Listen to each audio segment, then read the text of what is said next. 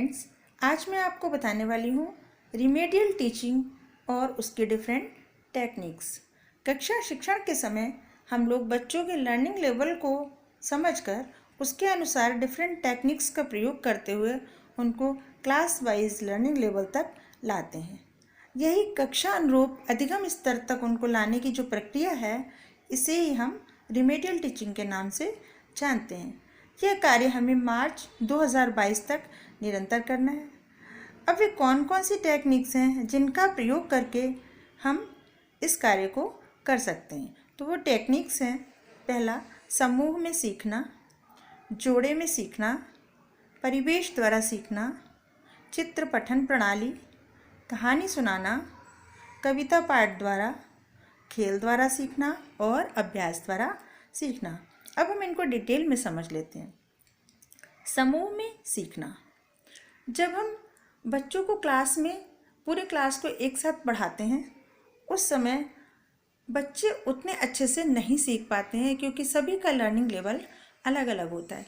अगर हम बच्चों को ग्रुप में बांटकर समूह में विभाजित करके, जैसे कि जो बच्चे शब्द पढ़ सकते हैं उनका ग्रुप अलग, जो बच्चे अक्षर समझते हैं उनका ग्रुप अलग, और जो वाक्य या पैराग्राफ पर हैं उनका ग्रुप अलग बना लें और उनको समूह में उनके लर्निंग लेवल के अनुसार सिखाएं, तो उसमें एक ही लर्निंग लेवल के सभी बच्चे होंगे तो आपस में मिलकर वो ज़्यादा अच्छी तरह से समझ सकते हैं, ज़्यादा अच्छा सीख सकते हैं और बहुत तेज़ी से उनकी जो लर्निंग प्रोसेस है वो आगे बढ़ता है।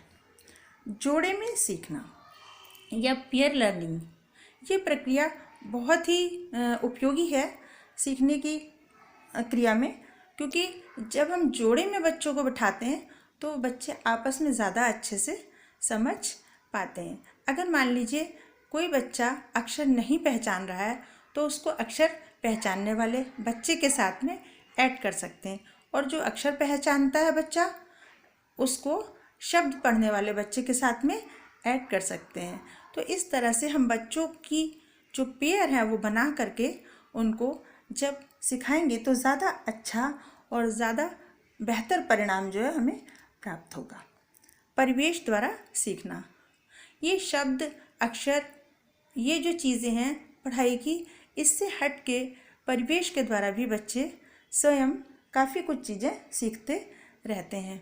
मान लीजिए अगर हम बच्चों को पेड़ पौधों के बीच भ्रमण करने के लिए ले जाते हैं और हम उन्हें कुछ भी नहीं सिखा रहते हैं, उस समय भी बच्चे जो हैं स्वयं पौधों को देखते हैं और उनमें अंतर करते हैं आपस में, उनकी पत्तियों के बीच में उनकी जो डिफरेंस है उनको पहचानते हैं, उनके फूलों के बीच जो डिफरेंस है उनको पहचानते हैं, किस तरह की जो टहनी है वो पेड़ में है, किस तरह की पत्ती पेड़ में है, इन चीज़ों को पहचानते हैं, रंग भेद के आधार पर उनको अलग करते हैं और स्वयं काफ़ी चीज़ें जो हैं वो सीखते हैं और निष्कर्ष स्वयं निकालते हैं। तो परिवेश द्वारा भी बच्चे चीज़ों को सीख पाते हैं। और इस स्लाइड में देखिए, ये फूल जो है उसके द्वारा बच्चे स्वयं सीख रहे हैं।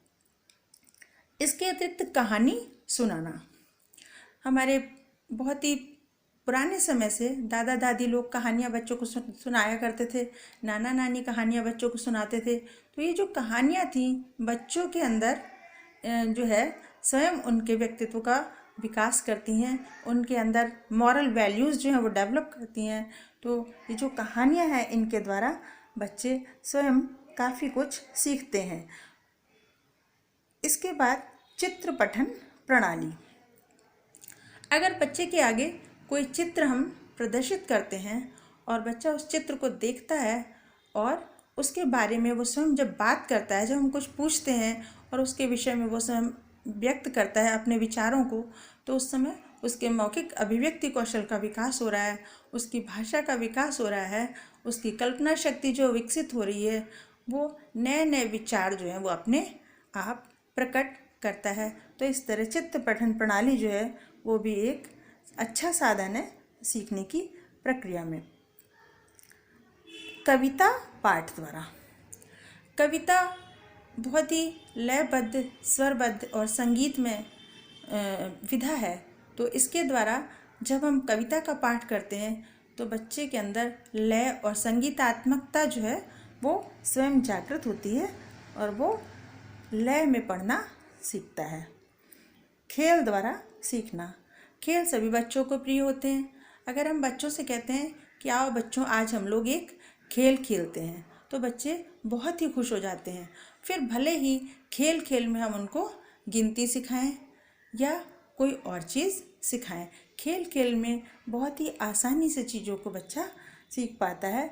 तो हमें ज़्यादातर प्रयास करना चाहिए जो हम कार्य करें उसमें एक्टिविटी बेस्ड लर्निंग जो है उसको स्थान दें। और अब आता है ये अभ्यास द्वारा सीखना। कहा भी गया है कि करत करत अभ्यास के जड़मति होत सुजान, यानी कि अगर बार बार हम किसी चीज़ की प्रैक्टिस कराएंगे, बार जो है ड्रिल मेथड से उन्हीं चीज़ों को रिपीट कराएंगे, तो बच्चा जो भी चीज़ें सीखेगा वो अधिक समय तक स्थायी रह पाएंगी। और यही जो रिमेडियल टीचिंग है हमारी, उसमें टेक्निक्स हैं बहुत सारी जो वो निरंतर हमारे काम आती हैं। तो इन टेक्निक्स का आप भी अपना कक्षा शिक्षण में प्रयोग करिए और हमारे वीडियो को लाइक करिए।